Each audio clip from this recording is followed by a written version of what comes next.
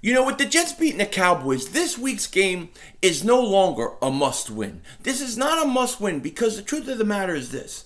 Whoever wins this game is only going to be one up on the other team with one game left to play each other. So there's a lot of time left to go. And look, Cowboy fans are trying to say that Doug Peterson guaranteed victory, and it's not their fault. The media's putting it out there. And look who their coach is. He's uninspiring and perhaps could get fired if they lose this game. So I understand what they're trying to do, but Doug Peterson didn't guarantee victory. And the truth of the matter is this: no matter what happens this Sunday, the Eagles, in order to be a Super Bowl contender, have to make these two moves.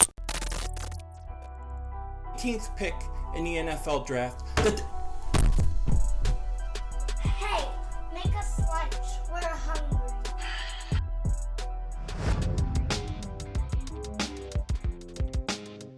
Dallas still stinks. Yo, everybody, how you doing? King Dingbat here, and I hope everybody's having a great day. Hope you guys are doing well. I have not been so pissed off about a game as I was against Minnesota. That game really pissed me off. Like, I needed to come on and do like 2-hour live stream just to vent, just to get it out.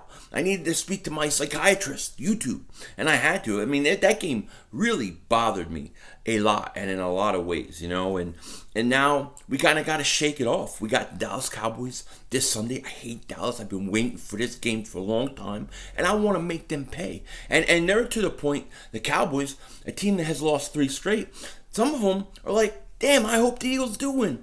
I want Jason Garett gone. That's how bad it is. He's a stinky coach. He should have been gone a long time ago. I agree. So this game is going to be a battle. 2 desperate teams going at it. And it's going to be fun. It's going to be fun. It's going to be war. And I'll be ready for it.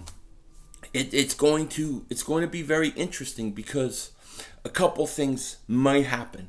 If Amari Cooper plays, I think Dallas has a really good chance to do some big damage on our secondary. There's no reason Dak Prescott should not have a big day against our secondary, because our secondary has been getting killed all year. Now, if Amari Cooper is out, I think that could be big against Dallas. For us, if we could get Deshaun Jackson back and he could be Deshaun Jackson that we know and love, that would be huge for us, because the truth is our offense, you know, they're not the same. It's not the same without Deshaun Jackson. Now, the big talk today so far is that Doug Peterson guaranteed victory. He guaranteed victory against the Dallas Cowboys. I had Bleacher Report, ESPN, I had all these places sending me messages, you know, Doug Peterson guarantees victory. Doug Peterson guarantees victory. I went and listened to what he said. He did not guarantee victory. And then I listened to his press conference, and he reiterated, I did not guarantee victory. The guy didn't guarantee victory. He said, we're going to go down to Dallas and we're going to win. That's not guaranteeing victory. Every week I make a prediction video. I say, I think the Eagles are going to beat the Vikings. I think the Eagles will beat the Redskins. I think the Eagles will beat the Falcons. Nobody would say, you guaranteed victory. They'll just say, I think we're going to win. So what? Doug Peterson thinks his team's going to go there and win. That is not guaranteeing victory. That is saying, I believe in my team. I believe in them so much that I'm going to let them know through the public, through the radio, so that they know out in the media I'm willing to sit there and say, I believe in these guys. There's a big difference between guaranteeing victory and doing what Doug Peterson did. But the Cowboy fans need bulletin board material. Maybe the Cowboys need bulletin board material. Why? Because, hey, you know what? Jason Garett apparently is very uninspiring. Players don't want to shake his hand coming off the field. They're done. They're done. And they need anything to get them up for this game. But the truth of the matter is, Doug Peterson did not guarantee victory. He said they're going to go down and they're going to win. That is not a guarantee. It's not like somebody say, hey, Doug, do you guarantee that's going to happen? That would have been different. If he would have said, yes, I do, then it's different. What he did is just show confidence in his team, who is reeling with, you know, especially the secondary, they have to be hurting for confidence. They have to be. I mean, how can you not? I have no confidence in them. And, you know, this game this week versus Dallas is a big game. It's for first place. But it's no longer a must-win in my opinion, because the reason is Dallas lost to the Jets. So let's say Dallas beats the Eagles Sunday night. Dallas would go to 4-3. The Eagles would be 3-4. You still got to play each other one more time. So it's basically it's a one game. You're only out one game with one game left to play that team and the rest of your division. So it's not a must win now. If they beat the Jets, they could have gone 2 games up on us. I think that would have been more of a must win. So in a way, Dallas kind of let us off the hook yesterday, losing to the Jets, a team that hadn't won all year. And look, they're struggling, they're reeling, they're gonna come in and they're gonna go at it. They're gonna give us everything they got. Now in some ways I kinda like the matchup against Dallas. Because here's the thing with the Eagles. The Eagles struggle. The Eagles definitely struggle against good wide receivers, but not just good wide receivers, especially when you have 2 wide receivers. When you have 2 good wide receivers, it gives the Eagles big problems. Now, Gallup, is he that good? We're going to have to find out. But I think the Eagles can pretty much contain Zeke Elliott because the Eagles have done a really good job against the run. Dalvin Cook, 41 yards yesterday. The question is can Dak Prescott be accurate with his passes down the field against the Eagles, who, well, he might not have to be accurate because some of these guys run wide open. I really think Amari Cooper, playing or not playing, how hurt he is, will play a big impact in this game. And I'm going to talk about more of this game later in the week, a lot more. But, no matter what happens in this game, the season goes on. The division is up for grabs. Even the Giants, technically, they're in it. So, Eagles, it's week to week. You got to go. You got to win. And if you don't win, it's not the end of the world. But, let's be honest about this team we have right now. Let's be honest of where we sit. Okay? Because I think this is a good team. I think that this team is a playoff type team. However, I don't know right now that anybody could say this is a Super Bowl type caliber team. Okay, at least in terms of how they're playing. When you look at that secondary and how bad it is, I don't see how it's a Super Bowl caliber team.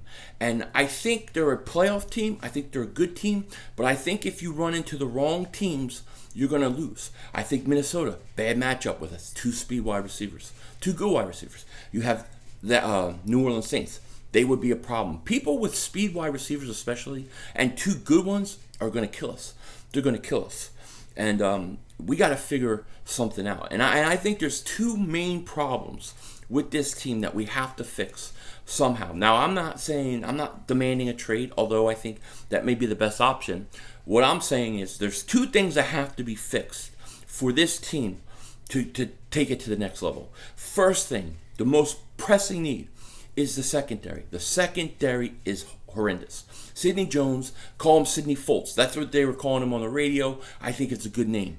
Okay, I don't think Sidney Jones is the answer. I don't think he has it. I don't know if it's the injury, if it's just his demeanor, the way he plays. He don't have it. I don't believe he will ever be a good corner for us. I just don't. Rasul Douglas has been our best corner, and that's not saying much. That's not saying much. Rasul Douglas cannot cover speed wide receivers. This is why I tell people he is a safety. He should be safety. His skill set fits a safety better. He would be an all-pro type safety. We see the talent he has in a lot of things he does, but he is an all-pro safety. But they don't move him there. Okay? So how do the Eagles fix it? Well, there's 2 ways that they can fix this secondary, maybe. I mean, the one way is obviously you have to go out and trade. And I think that's the main thing you should do. Go out and make a trade. That's what the Eagles, in my opinion, should do. And if Howie Roseman doesn't do it, then I'm going to be really pissed off, okay? The other thing, like with what you have going into the Dallas game, because you're not going to have anybody come in this week against Dallas and play them and help you. One of the things is they got to start matching up their corners to the receivers that they're supposed to be covering. For example, Diggs was started on the other side of the game, right? He was on the other side. They moved him over to the Rasul Douglas side because they knew they could exploit Diggs' speed versus Rasul Douglas. Why did the Eagles leave him there? Move him and put him on Thielen. He has a better chance on Thielen than he has on Diggs. Then you put Sidney Jones, who's a little faster, on Diggs. Now, he might not have helped anyways, but I don't understand why they put Rasul Douglas on the speed wide receiver. It makes no sense. They like to play them on specific sides and keep them there. And all teams do is switch the speed wide receiver on Rasul Douglas. It's stupid. They got to fix that. They got to change it. Otherwise, look, you could get Jalen Mills back. You could get Craven LeBlanc back. You could get Darby back. I don't know how much they help. I honestly don't. The other thing is if you want to help fix that secondary, get that pass rush going. If you can't go out and get a cornerback, maybe there's somebody we could bring in as a pass rusher. We drafted Sharif Miller. He doesn't even play. Deshaun Hall, I don't even see him playing. He dresses it. I don't see him taking any snaps. We got to do something. If you want to help the secondary, help the pass rush. And I don't know that you could do it. You had a chance with Clowney. He didn't go for a lot. He would have been a huge help for us. But this secondary's bad. It's bad. And I don't know if it could be fixed internally. That is the truth. Okay? So you have to go out and you have to get a corner, in my opinion. Or you have to come up with some brilliant way to scheme these guys differently to get them to play better. Get them to at least hold up. The other thing is this team has no weapons. Okay? Listen, the Eagles have no weapons. All right? You have Alshon Jeffrey, good wide receiver. He ain't healthy. If anybody thinks this guy's healthy, you're crazy. You see him with a screen pass, he can barely get off the line. He's slow. He couldn't even keep his balance running down the sideline for a touchdown. He catches a ball. He could have walked in the end zone. He loses his balance. I don't think he's healthy. I don't think his calf, his ankle, whatever it is, I don't think he's healthy. Okay, so you have him unhealthy. You have Deshaun Jackson out. You literally get nothing from everybody else. Ertz is here, but teams, they're double covering him. They're watching him. Ertz drops balls when he does get a chance. I think the 12 personnel isn't as effective when teams can focus on those two guys because you got no other wide receiver on the other side and you got to hurt Alshon Jeffrey, who corners can cover one-on-one. Okay? So this team has no weapons right now. Nobody makes plays for Carson Wentz. How come I watch Kansas City, right? Watching their highlights. Patrick Mahomes goes back to pass. He throws it up between two guys. Tyreek Hill goes up in the air, makes a catch, scores a touchdown. Carson never gets that. Never. They drop it. Matt Collins in the end zone, back shoulder, right? Turns up, goes up right through his hands. Nelson Aguilar, he quits on the ball. He can't track a long ball. Somebody bumps him, breathes on him. He acts like he wants a flag. He gets more worried about the flag than catching the ball. The Eagles need weapons. They need weapons. Deshaun Jackson healthy back is a big addition. It would go a long way to fix this problem. But if he can't come back, what are you going to do? I think the Eagles have to go out and get a wide receiver.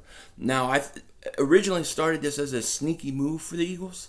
I no longer feel that way. I feel like this is a must. You must go out and get a wide receiver. Because if you can't get a corner and fix that defense, the only way you're going to win games is you have to score 35 or more points.